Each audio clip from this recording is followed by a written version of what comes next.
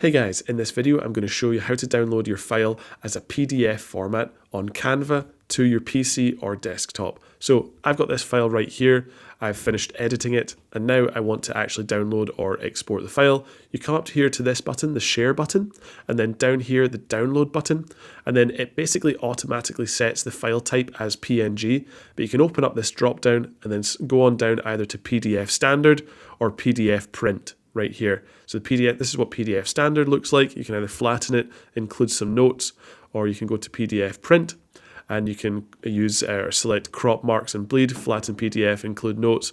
I'm going to go to that one and then actually just press download from there.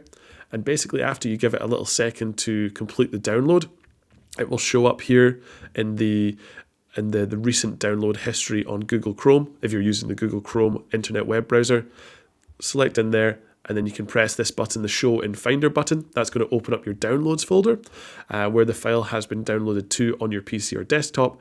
You can double click in there. It's now saved as a PDF, and you can see this file format anyway.